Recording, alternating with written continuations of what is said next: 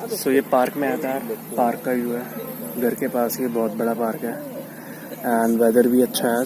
आज बहुत ज़्यादा गर्मी है, मतलब अभी तक यूके में मैंने इतना टेम्परेचर नहीं देखा। आज जो टेम्परेचर गया है वो है 32 डिग्री। दिल्ली की याद दिला दी। Welcome back to another video guys, I hope सब अच्छे होंगे। सो यार आज हम बात करेंगे, हम दो कंट्रीज का कंपैरिजन करेंगे, राइट। एक तो है इंग्लैंड दूसरी है नॉर्दर्न आयरलैंड। सॉरी थोड़ी गला बैठा हुआ है, थोड़ा कोल्ड हुआ पड़ा है तो आवाज़ थोड़ी ख़राब सी आ रही होगी, वैसे भी इतनी अच्छी नहीं है। सो यार जो नॉर्दर्न आयरलैंड और इंग्लैंड दोनों कंट्रीज हैं, दोनों यूके का पार्ट है, राइट। पहले मैं आपको एक चीज़ क्लियर कर दूं, यूके कंट्री है जिसके अंदर 4 कंट्री आती है। इंग्लैंड आती है, स्कॉटलैंड आती है, वेल्स आती है, नॉर्दर्न आयरलैंड आती है। एंड अगर मैं ग्रेट ब्रिटेन की बात करूं तो ग्रेट ब्रिटेन 3 कंट्रियों से मिलकर बनता है, इंग्लैंड, स्कॉटलैंड, वेल्स, राइट। सो जो नॉर्दर्न आयरलैंड है वो भी यूके का पार्ट है, लेकिन वो एक अलग आइलैंड पे है। मतलब जैसे एक पूरा बहुत बड़ा लैंड का एरिया है, ऊपर स्कॉटलैंड आता है, इधर इंग्लैंड आता है, इधर साइड में वेल्स आता है, एक ही लैंड के एरिया में। एंड अगर आप सी क्रॉस करो तो एक बहुत बड़ा एक और मतलब लैंड का एरिया है जिसमें 70% आयरलैंड है, रिपब्लिक ऑफ आयरलैंड, एंड छोटा सा पार्ट एक नॉर्दर्न आयरलैंड है। लेकिन नॉर्दर्न आयरलैंड यूके का पार्ट है एंड जो आयरलैंड है वो यूरोप का पार्ट है। सो यार अगर मैं एलिजिबिलिटी क्राइटेरिया की बात करूं तो एलिजिबिलिटी क्राइटेरिया दोनों कंट्रीज में एंटर होने का सेम है। अगर आप स्टडी वीज़ा में आने की सोच रहे हैं, राइट, यूके में आने की सोच रहे हैं, एंड सपोज आपने एक यूनिवर्सिटी आपने पसंद आपको मतलब शॉर्टलिस्ट करी आपने, वो नॉर्दर्न आयरलैंड में है, एक इंग्लैंड में है, तो ऐसा नहीं है कि इधर डिफरेंट आपके डॉक्यूमेंट्स लगेंगे, इधर कुछ अलग प्रोसीजर लगेगा। प्रोसीजर बिल्कुल सेम रहने वाला है क्योंकि अल्टीमेटली दोनों यूके का पार्ट है, राइट। तो आप आ तो यूके ही रहे हैं, चाहे आप इंग्लैंड आ रहे हो या नॉर्दर्न आयरलैंड आ रहे हो। तो यार कंपैरिजन मैं स्टार्ट करता हूँ। तो नॉर्दर्न आयरलैंड है वो as compared to England cheaper है, क्योंकि पहली बात तो नॉर्दर्न आयरलैंड लैंड में इतना बड़ा नहीं है, मतलब इतना ज़्यादा डेवलप्ड नहीं है। अगर मैं इंग्लैंड की बात करूं, इंग्लैंड में भी मतलब लंदन है जो one of the most developed city है। अगर आप किसी छोटी सिटी में जाते हैं जैसे वुल्वरहैम्पटन हो गया, डडली हो गया या कोवेंट्री हो गया, तो छोटी सी सिटीज़ हैं, राइट। यहाँ पे मतलब डेवलप सब कुछ आपको मिलेगा, लेकिन यहाँ पे थोड़ा मतलब शांति रहेगी, जैसे मतलब थोड़ा विलेज एरिया होते हैं वैसा सा फील होगा। तो नॉर्दर्न आइलैंड में भी थोड़ा ऐसा ही आपको फील होगा अगर आप नॉर्दर्न आइलैंड जाते हैं। इतनी ज़्यादा पॉपुलेशन नॉर्दर्न आइलैंड की नहीं है, ठीक है।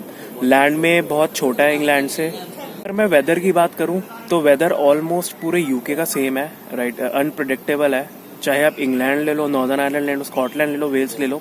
स्कॉटलैंड थोड़ा ऊपर पड़ता है तो स्कॉटलैंड थोड़ा सा ठंडा है। सपोज जैसे अगर इंग्लैंड में टेम्परेचर आज का है 20, तो हो सकता है स्कॉटलैंड में 15 हो, थोड़ा कम हो, राइट। स्कॉटलैंड में स्नो भी ज़्यादा होती है क्योंकि वो थोड़ा ऊपर पड़ जाता है।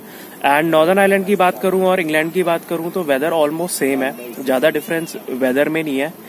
आपको अब ये डिसाइड आपको करना है कि आपकी प्रायोरिटी क्या है। सपोज जैसे कि आप यूके आ रहे हैं, अगर आपको बिल्कुल शांति वाली जगह चाहिए, ज़्यादा पॉपुलेशन नहीं चाहिए, आसपास शोर शराबा बिल्कुल नहीं चाहिए, राइट, तो आप नॉर्दर्न आइलैंड चूज कर सकते हैं। लेकिन अगर आप मेरी तरह दिल्ली से हैं, मुंबई से हैं, मतलब ऐसी सिटीज है जहाँ पे बहुत शोर शराबा, मतलब नाइट लाइफ बहुत सही रहती है, क्राउडेड एरिया है, तो यार आपके लिए थोड़ा टफ रहने वाला है नॉर्दर्न आइलैंड में सरवाइव करना।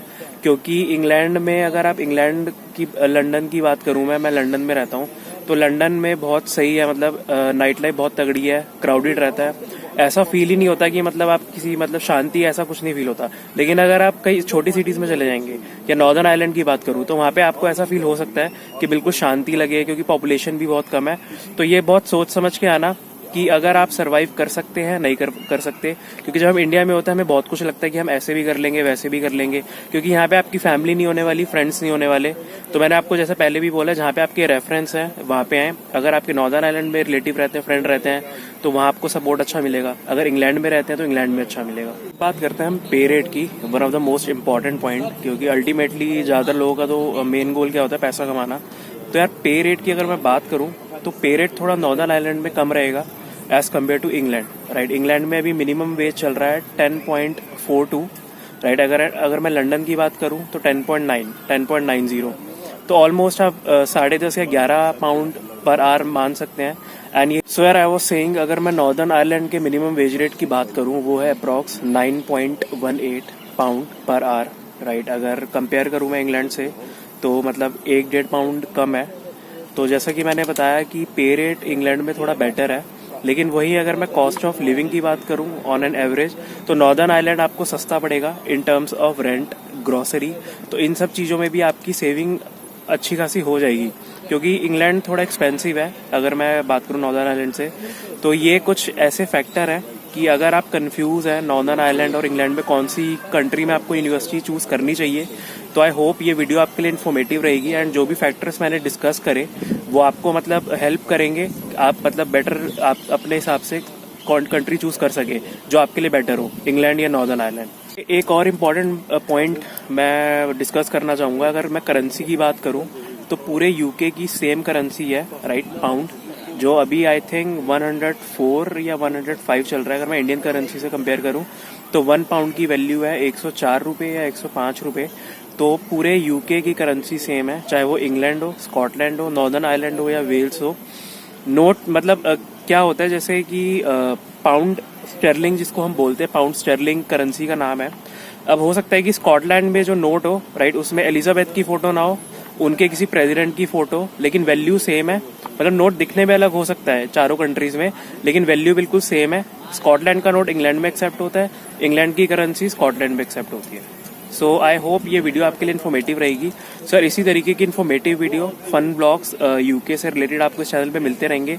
लाइक सब्सक्राइब जरूर करें। सो मिलते हैं नेक्स्ट वीडियो में। Take care, bye bye.